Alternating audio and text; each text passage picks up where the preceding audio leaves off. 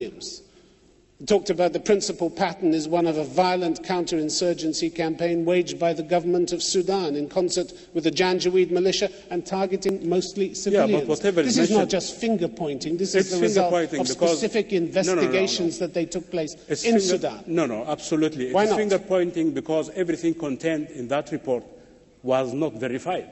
Including the fact they said rebel forces are also guilty of serious abuse? You would question that bit as well? Yes, or you only question the bit that you don't like? Because there is a certain process in which you can verify accusations. There must be investigation. This was an investigation. Credible, systematic mechanism seeking to apply justice, and so forth. We cannot just depend totally on reports published. Human Rights Watch publishes reports, Amnesty International publishes reports, and so forth. And they're all lies, are they? But not lies. But you're saying this is just finger-pointing. I'm saying this is the result of investigations that took place on the ground that specifically accuse the Sudanese government of involvement in major international crimes. We cannot give credibility to any report in which we did not participate. Because you don't. Well, you wouldn't participate, would you? Why? They should invite us to participate. We would. You didn't even want a UN peacekeeping force in the country, did you? That's not true, of course.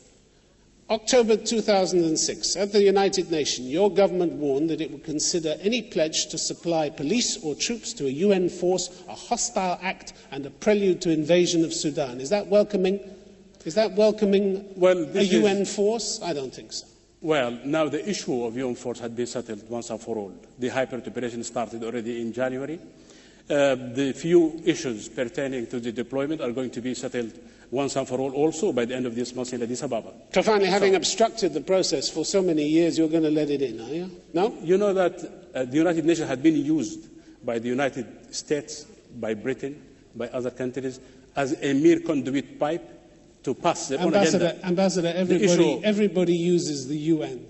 Yourself included. Well, then There's a long history of it. No, we have to protect our sovereignty. We have to protect our dignity in dealing.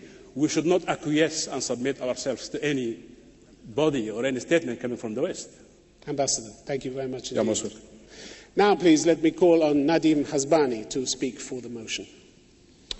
First, the UN doesn't come from the West. It represents all the countries of the planet. Second, regarding the human rights, there was an Arab League. It's not Human Rights Watch, it's the Arab League.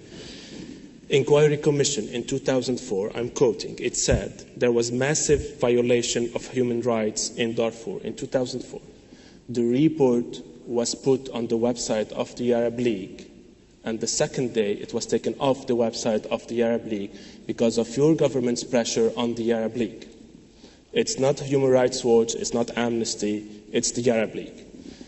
So what's really happening, the real story behind Darfur, forget about politics. What's really happening, if you have thousands of people who were killed, you have millions of people, you have more than 2 million refugees. Darfur population is 6 million.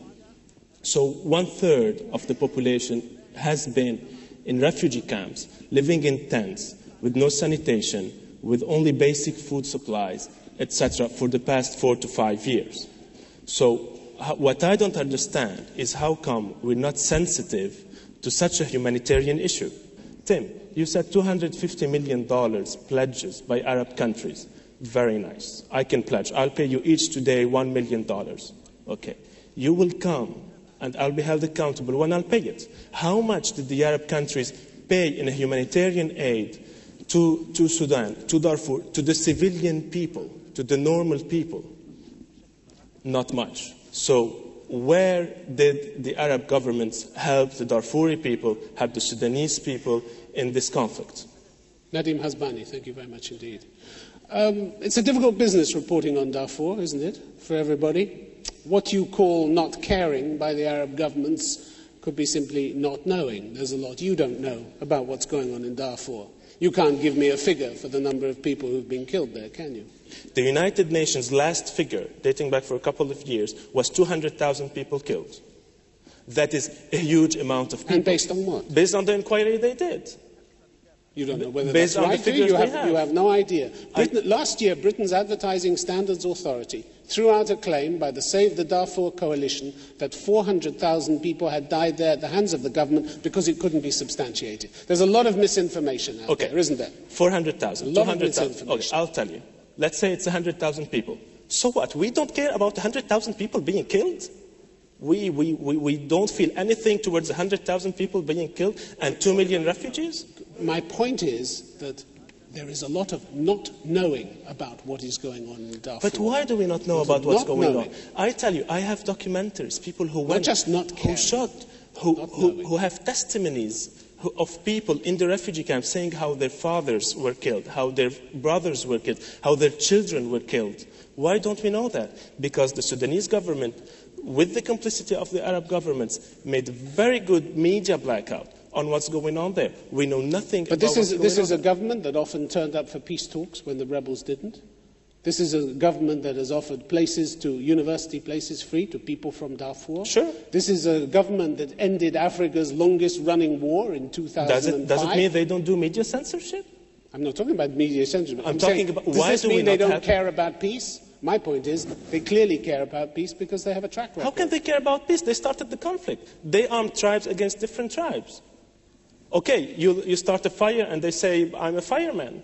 They started the conflict there for several different reasons. They had an insurgency. They had an insurgency to battle. Every government has a right to battle an insurgency. Sure, so you do an ethnic cleansing if you have an insurgency to battle. You bombard civilian villages with Antonov planes if you have an insurgency to battle. That's what they did. And the Arab governments supported them at the UN. Algeria, Qatar, Libya, when they were at the Security Council, they supported them every time. They blocked the UN resolutions. Every time they blocked it. Egypt was very, very dynamic diplomatically to do what?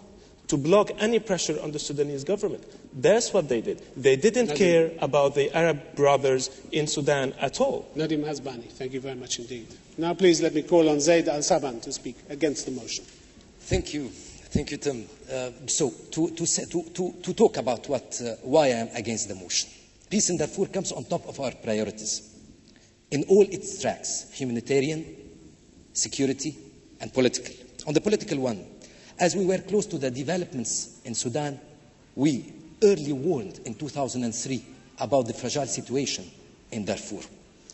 It was in a report. In early 2004, we sent the fact-finding mission, the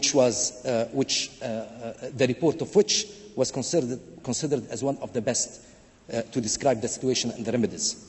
In August 2004, the Arab League didn't hesitate in calling for an urgent ministerial meeting in its headquarters to discuss the situation in Darfur.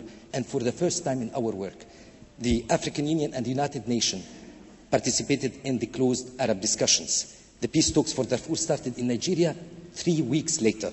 All through the 2 years, we were there. We didn't miss an opportunity. We didn't miss a day. Even the Arab League was chairing the international partners meeting during the last 2 rounds of the peace talks. And we reached a declaration of principles, and we reached also a peace agreement. The Arab diplomacy presented by the Secretary General Moussa was engaged once again to overcome the obstacles of the identity of the peacekeeping troops through a close dialogue with the United Nations, with the African Union, and with the government of Sudan. And because of this Arab engagement, we succeeded once again in Addis Ababa in November 2006 and in Riyadh in March 2007 in getting finally the approval of Sudan and Security Council on the hybrid forces, the idea of hybrid forces. On the security track, the Arab League didn't, as the Arab League doesn't have yet forces, we supported the African Union mission with about $25 million. This is not much, but this is what we did. $25 million